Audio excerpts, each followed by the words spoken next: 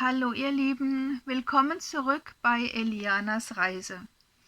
Im letzten Kapitel musste Eliana nochmal zurückkehren in die Siedlung, weil sie sich zu schlecht ausgerüstet hatte, und sie hat bei der Gelegenheit gleich über ihr Kommunikationsgerät ihrer Freundin Pola eine Warnung geschickt und hat dann ihr Kommunikationsgerät in der Siedlung zurückgelassen und ein neues mitgenommen, das nicht personalisiert war.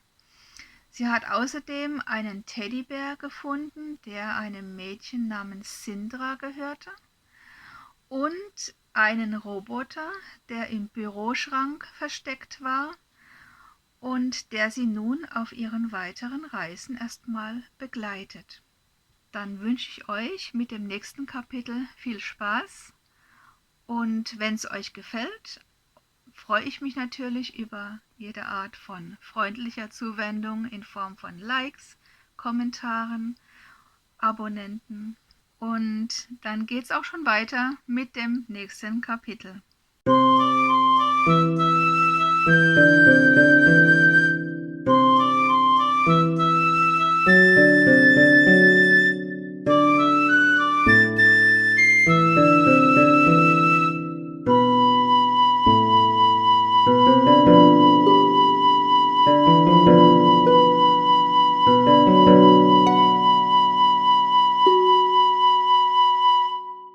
Drittes Kapitel: Solbi. Auch wenn es nur eine Maschine war, die sie begleitete, so fühlte Eliana sich an Solbis Seite nicht mehr allein. Der kleine Quatschkopf aus Blech konnte einen mühelos vergessen lassen, dass er nun eben nur ein kleiner Quatschkopf aus Blech war. Er war aufmerksam und diensteifrig, redete kaum von sich aus, aber war in Dialogen unschlagbar. »Schönes Wetter«, sagte der Solbi von Zeit zu Zeit. Es war wirklich ein traumhafter Frühlingstag. In den Bäumen zwitscherten die Vögel, das frische Grün brach überall mit Macht hervor, und ein herrlicher Duft erfüllte die Luft. Auch drückten sich schon die ersten Blütenblätter aus den Knospen der Gänseblümchen, als würden sie verschlafen in die Sonne blinzeln und fragen, ob der Winter denn schon sei. »Schönes Wetter«, sagte der Solbi wieder einmal und ratterte zufrieden. »Guter Solbi«, antwortete Eliana. »Ich bin froh, dass du da bist, Solbi«, sagte Eliana nach einer Weile. »Du bist ein schlaues Kerlchen, und ich fühle mich viel sicherer an deiner Seite.« Der Solbi ratterte. »Ich freue mich, wenn ich helfen kann«, sagte er schließlich. »Dafür bin ich ja da.« Sie erreichten den Waldrand, als die Sonne ihren höchsten Stand schon überschritten hatte. Der Solbi war nicht sehr schnell im Laufen, aber sie hatten ja alle Zeit der Welt. Im Wald ging es dann ein gutes Stück zwischen den Bäumen hindurch, teils über einen schmalen Trampelpfad, teils querfeldein, und Eliana musste dem Solbi ein wenig helfen, das eine oder andere Hindernis zu überwinden. Schließlich kamen sie an der Höhle an. Eliana trug Moos und Laub als Unterlage für ihren Schlafplatz zusammen und breitete dann den Schlafsack darauf aus. Das war nun der erste Tag. »Ziel erreicht«, sagte sie, und der Solbi ratterte. Eliana wählte aus ihrem Proviant Brötchen und ein Glas Würstchen aus, sowie die Flasche Limonade. »Solbi, magst du ein Brötchen?« Der Solbi ratterte. »Du foppst mich«, sagte er beleidigt. Eliana wusste, dass er nicht wirklich beleidigt sein konnte.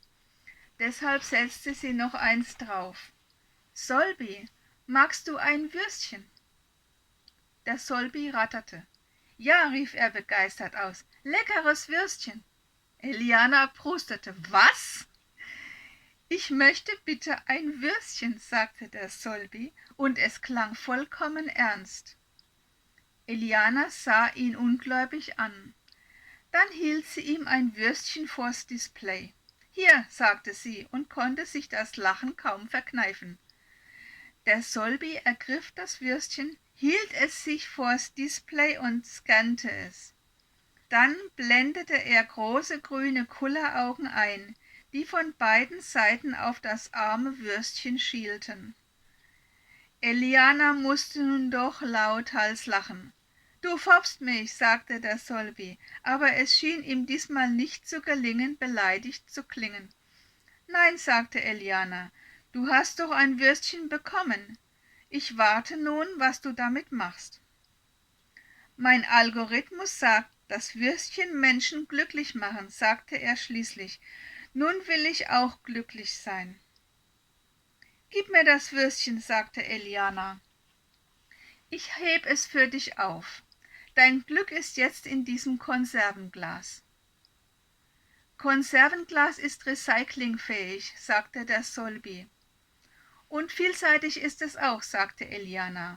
»Und wenn der Deckel verloren geht, kann man es noch als Blumenvase benutzen.« »Blumen machen Menschen auch glücklich«, sagte der Solby und ratterte. »Und Haustiere und Freunde und schönes Wetter und Reisen«, sagte Eliana. »Und solarbetriebene Roboter«, sagte der Solby aufgeregt ratternd. Eliana lachte. »Auf jeden Fall«, sagte sie. Eliana holte das Kommi aus dem Rucksack und überflog die offizielle Nachrichtenseite. Beschwichtigungen der Regierung, aber nichts deutete auf Tote, Verletzte oder Vermisste hin. Bei solchen Angriffen, wie er in ihrer Siedlung stattgefunden hatte, war das entweder ein Wunder oder eine dieser Lügen, die sich nicht in den Worten ausdrücken, die gesagt werden, sondern im Unausgesprochenen. »Küsschen machen glücklich«, sagte Eliana. »Was ist ein Küsschen?«, fragte der Solby. »Willst du eins?«, fragte Eliana. »Wenn es glücklich macht, immer«, sagte der Solby. Eliana beugte sich zu Solby hinüber, spitzte die Lippen und hauchte ihm ein Küsschen auf seine mattglänzende Aluminiumschädeldecke. Der Solby ratterte. »Ich habe es nicht gesehen. Ich habe da einen toten Winkel«, sagte er. »So etwas war das«, sagte Eliana, spitzte die Lippen erneut und hauchte ihm ein Küsschen zu. Der Solby versuchte, es mit seinen Displays nachzumachen, aber mehr als Wimpernklimpern kam dabei nicht heraus. »Ja, manche können gut küssen und manche überhaupt nicht«, lachte Eliana. »Für deine 12 Jahre küsst du nicht schlecht«, bemerkte der Solby, und dann stellte er noch die entscheidende Frage.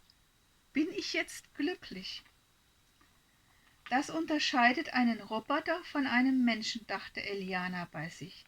»Ja, jetzt bist du glücklich«, sagte sie. Der Solby ratterte. »Bist du auch glücklich?«, fragte er. »Natürlich. Ich habe doch Würstchen gegessen«, lachte Eliana. »Solby? Ja? Sing ein Lied.« »Heiß ich vielleicht Alexa?«, brauste der Solby auf.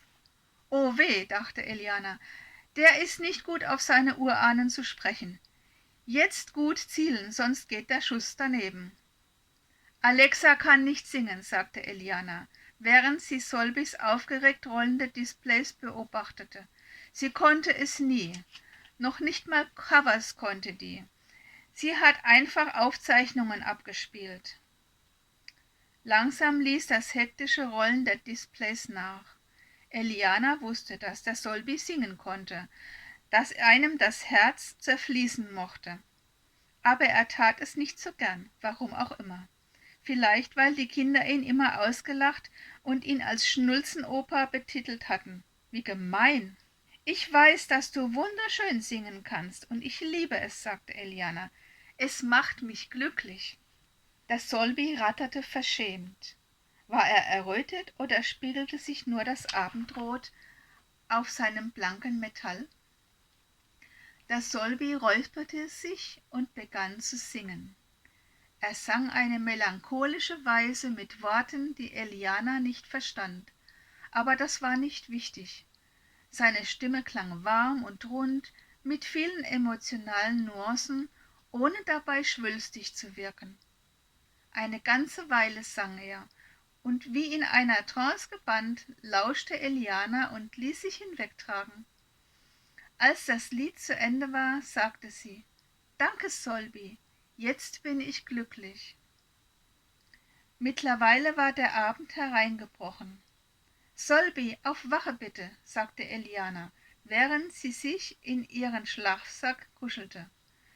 Bald schon war sie sanft ins Reich der Träume geglitten, während der Solbi am Höhleneingang stand und keine noch so kleine Spinne zu ihr durchließ.